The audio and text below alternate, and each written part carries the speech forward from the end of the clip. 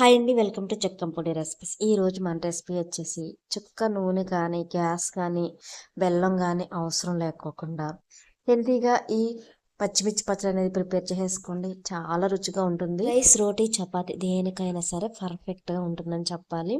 ముందుగా పచ్చిమిర్చిని ఇలా తీసుకొని శుభ్రంగా కడిగిన తర్వాత తొడుములు తీసి పక్కన పెట్టుకోండి.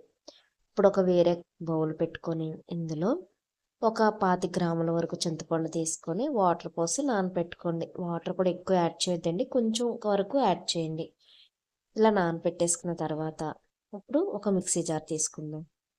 ఇందులో తొడుములు తీసుకున్న పచ్చిమిర్చిని వేసేసుకొని, మీకు డౌట్ రావచ్చు, సన్న పచ్చిమిర్చి కదా చాలా మంట ఉంటుంది, ఘాటు ఎక్కువగా ఉంటుందని. కానీ మంట అనేది అస్సలు ఉండదండి. నేను ఇప్పుడు ఎలా చేస్తున్నానో అలా చేయండి. పచ్చిమిర్చిని మిక్సీ జార్లో వేసుకొని, జీలకర్ర వచ్చేసి ఒక 2 టీ స్పూన్లు వేసుకొని, వెల్లుల్లిపాయలు కూడా 4 రెబ్బల వరకు వేసుకొని, కల్లుప్పు వచ్చేసి ఒక 2 టీ స్పూన్లు వేసుకోండి. మీరు సాల్ట్ ఉంటే సాల్ట్ అయినా యాడ్ చేసుకోవచ్చు. అలాగే పసుపు వచ్చేసి ఒక 1/2 టీ స్పూన్ వరకు వేసుకోండి. ఇందులోనే మనం ముందుగా నానబెట్టుకున్న చింతపండు ఉంది కదండి, వాటర్తో సహా నేను ఇందులో వేసేసాను. మీకు ఎంత వాటర్ పడుతుందో చూసి యాడ్ చేసుకోండి. ఇలా పట్టేసి కచ్చాపిచ్చాగా 2 తిప్పులు తిప్పండి, సరిపోతుంది. మరీ ఎక్కువగా పట్టారంటే మనకి గంధం లాగా అయిపోతుంది పచ్చడి అనేది. మీకు రోల్ అవైలబుల్గా ఉంటే రోట్లో అయినా సరే చేసుకుని ఇంకా రుచిగా ఉంటుంది. ఇప్పుడు ఈ పచ్చడి మొత్తాన్ని కూడా ఒక బౌల్లోకి తీసుకుందాం. ఎప్పుడైనా నోరు చేదుగా ఉండి నోటికి ఏమి తినబుద్ధి కాకపోయినా, జ్వరం తగిలి నోరంతా చప్పడిపోయినా కానీ ఇలా రోటి పచ్చడి చేసుకొని తినండి. మీ నోరు అనేది చాలా చక్కగా అవుతుంది.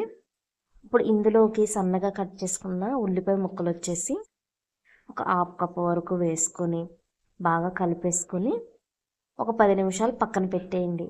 మనం వేసిన పచ్చిమిర్చి ఘాటు అనేది ఆ చింతపండు అలాగే మనం వేసిన ఉల్లిపాయ ముక్కలకి పట్టేసి మనకంత ఘాటు అనిపించదు, చాలా రుచిగా ఉంటుంది. వేడి వేడి అన్నంలో అయితే చెప్పనవసరం లేదు.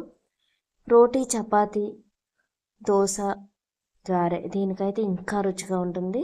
దేనికైనా సరే పర్ఫెక్ట్ అని చెప్పాలి. మీకు కనుక నా వీడియో నచ్చినట్లయితే లైక్ చేసి మన ఛానల్ని ఫాలో చేసేయండి. అలాగే ఇంకొన్ని కొత్త రెసిపీస్ కోసం సబ్స్క్రైబ్ చేయడం మాత్రం మర్చిపోవద్దు. Thank you for watching.